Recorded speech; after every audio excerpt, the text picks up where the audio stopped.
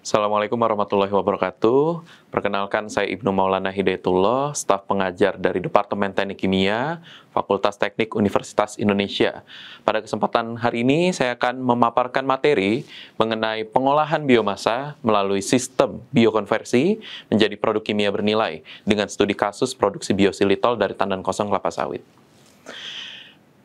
3 bahasan yang akan disampaikan hari ini, yaitu konsep pengolahan limbah pertanian menjadi suatu produk kimia yang bernilai, kemudian kendala-kendala apa saja yang mungkin dihadapi selama proses produksi, lalu strategi peningkatan seperti apa sehingga bisa memperoleh produk dengan maksimal.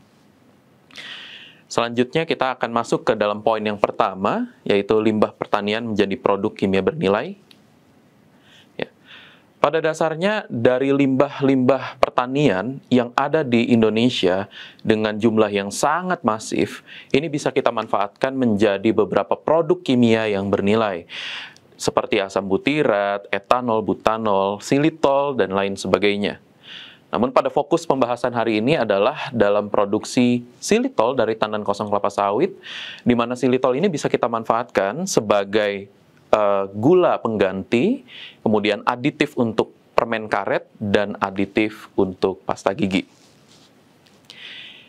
Adapun skema proses produksi biosilitol, baik secara laboratorium maupun industrial, pada dasarnya hanya melewati 3 tahapan saja, yaitu delignifikasi, hidrolisis enzimatik, dan fermentasi, sehingga bisa diperoleh silitol dalam kaldu fermentasi. Ada 3 aspek yang memenuhi syarat untuk produksi silitol. Yang pertama adalah delignifikasi, yaitu pelepasan ikatan lignin dari struktur lignoselulosa tumbuhan. Kemudian hemiselulosa yang sudah terbebas dari ikatan lignin, selanjutnya dihidrolisis secara enzimatik, sehingga menghasilkan silosa. Dari silosa dilakukan proses reduksi secara intraseluler di dalam sel, ragi, atau bakteri, sehingga menghasilkan silitol. Adapun kendala-kendala produksi yang bisa terjadi adalah sebagai berikut. Yang pertama, perolehan silosa dan silitol masih dinilai rendah dibandingkan kondisi stoikiometriknya. Apa yang menyebabkan itu semua? Bisa jadi ada 3 aspek. Yang pertama, keterlibatan senyawa lain dalam proses. Yang kedua, rekayasa prosesnya yang belum optimum. Yang ketiga adalah pemilihan mikroba.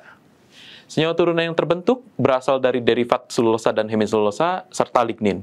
Lalu bagaimana efek senyawa turunan lignoselulosa terhadap serangkaian produksi biosilitol?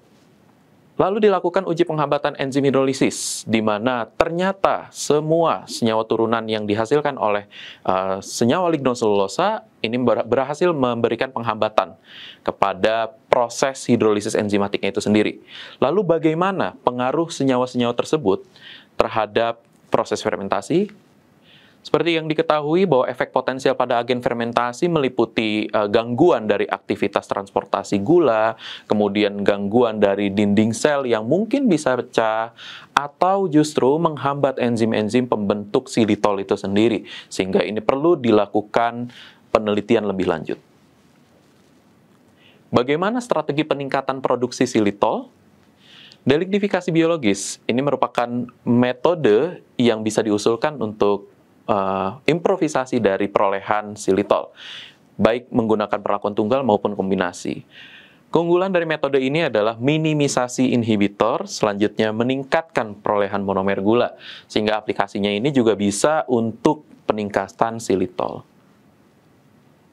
Melalui perlakuan awal, kita bisa memberikan improvisasi dari perolehan gula monomer, baik secara tunggal maupun secara kombinasi, di mana kombinasi delignifikasi jamur dengan perlakuan hidrotermal ini merupakan kombinasi yang terbaik, karena di bawah proses yang cukup mudah untuk dilakukan, ramah lingkungan, dan mudah untuk ditangani. Hasil riset menyatakan bahwa peningkatan hingga 10 kali lipat diperoleh dengan kombinasi 2 perlakuan awal. Sehingga ini sangat potensial untuk dilakukan apabila kita ingin melakukan konversi secara biologis menggunakan material lignoselulosa. Strategi lainnya adalah melalui rekayasa bioreaktor, di mana ada 5 proses yang jadi pertimbangan, yaitu hidrolisis fermentasi terpisah, sakarifikasi dan konfermentasi simultan, bioproses terkonsolidasi, dan yang lain sebagainya. Alternatif proses lainnya yaitu sakarifikasi fermentasi simultan, di mana kita bisa mengatur proses hidrolisis enzimatik dan fermentasi bisa dilakukan dalam satu wadah yang sama.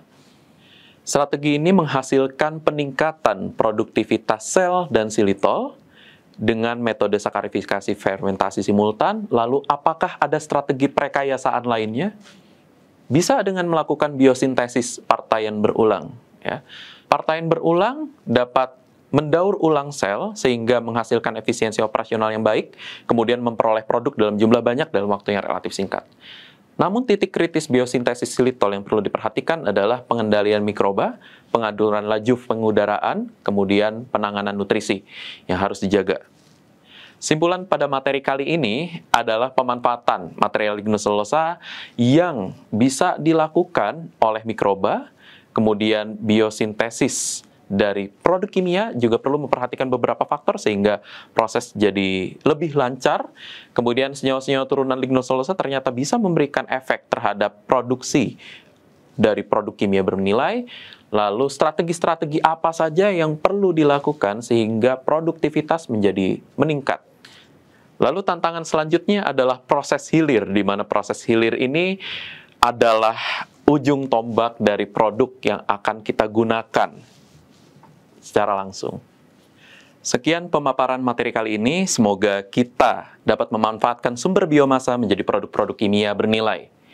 Pemanfaatan limbah biomasa menuju kemandirian bangsa.